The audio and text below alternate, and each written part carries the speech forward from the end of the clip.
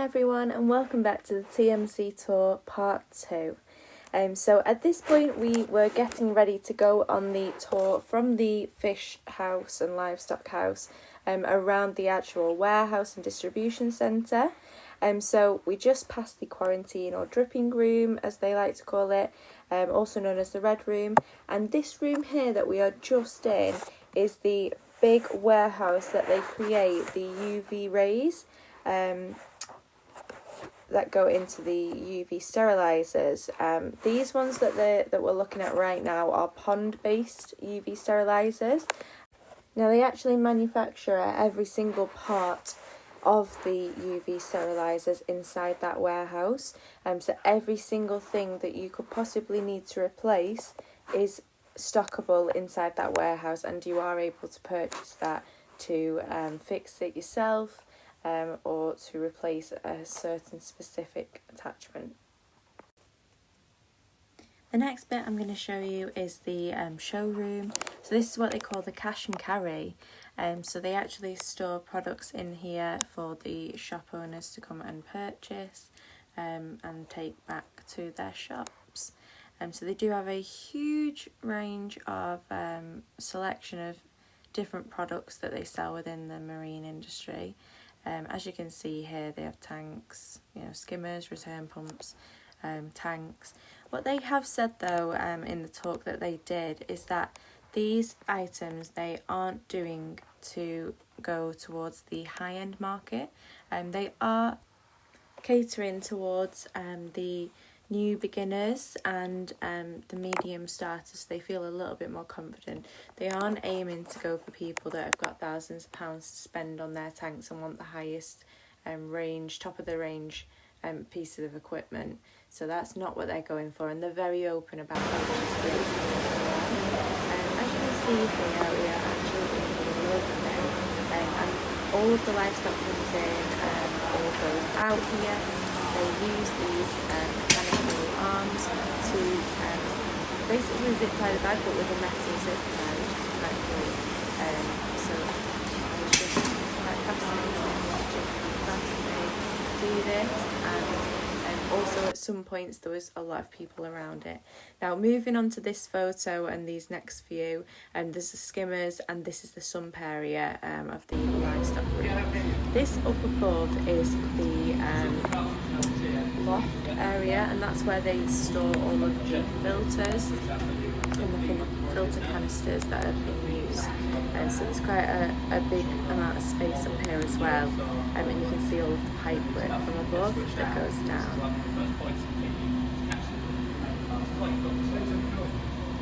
Next we're going to move back into the sump area just to show you a few more pictures of the underground sump. They did say that potentially sometimes they can find some escapees, so there'll be some fish inside the system down there.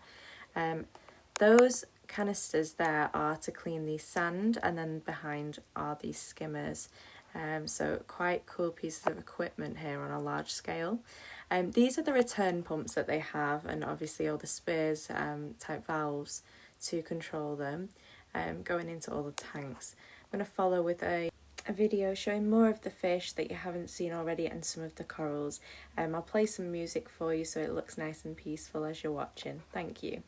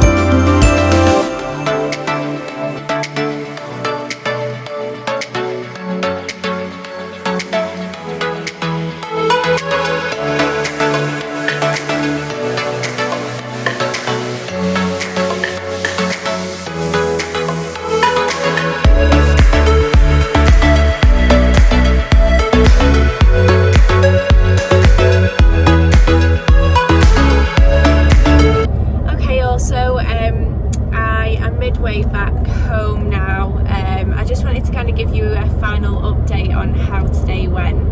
I am absolutely over the moon and blessed, like, massively at the fact that I've been invited down to TMC today with a load of other people. But I feel so lucky. The day has just been incredible. To get to see like their fish house, the coral house, all the inverts. There's so many cool inverts out there you don't see in the fish shops, which is awesome. I spent quite a lot of time looking at sea apples, not gonna lie. Really like looking at sea apples. I don't think I'll have one for my tank just because of the risk, but I really like looking at them.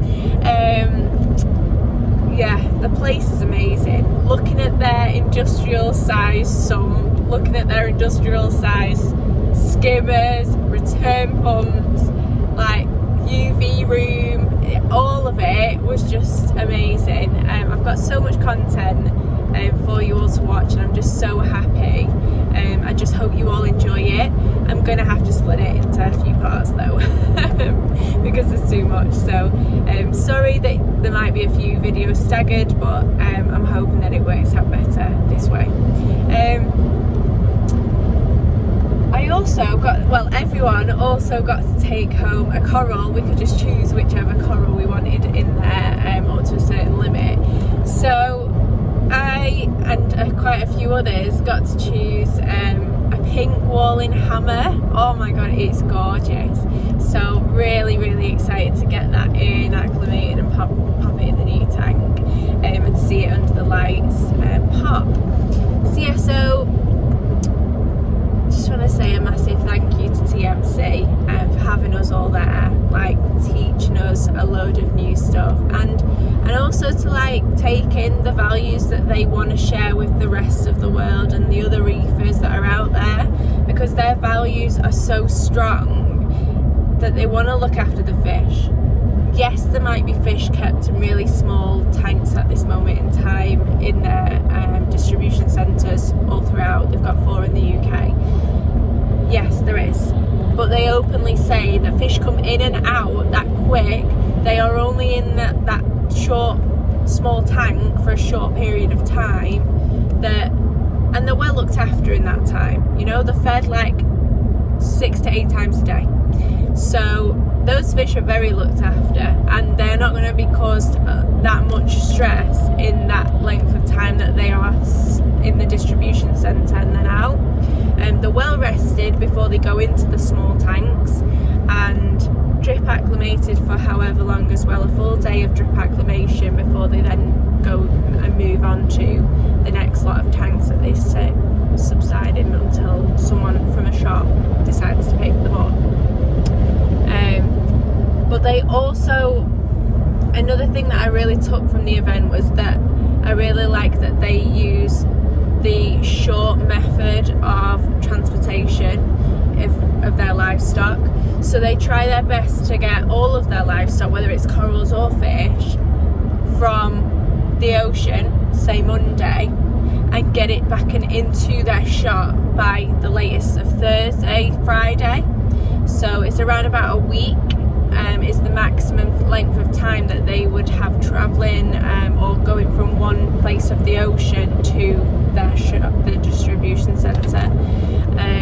So it's not a long travel in comparison to some other distribution sites that they're aware of and that they've made us aware of as well today. So yeah, we all took, I think, a really good amount of information and knowledge from what they've given us today, and I'm really quite impressed by the amount that goes into it and the amount that they do in terms of animal welfare and trying to keep the hobby going.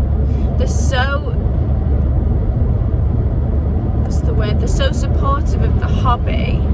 I know obviously they're in the hobby and they want to sell to the hobbyists, but they want to keep the industry going to the degree that they're going out to the government, to MPs.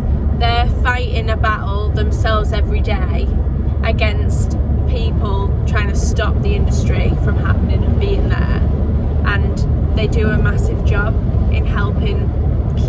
hobby alive. For the people that are watching this, I can only presume you are in the hobby, and this hobby obviously means a lot to all of us.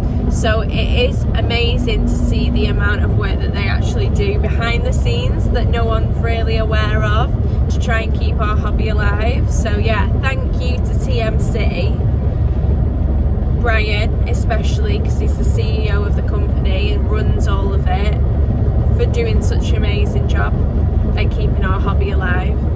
And I want to keep it alive, and I want to keep new reefers and young reefers joining the hobby for a long time. I don't want it to go. I know that energy costs are going up, but I think it's been hyper inflamed in the news and the media that it's not actually going to affect us the way that they say it is.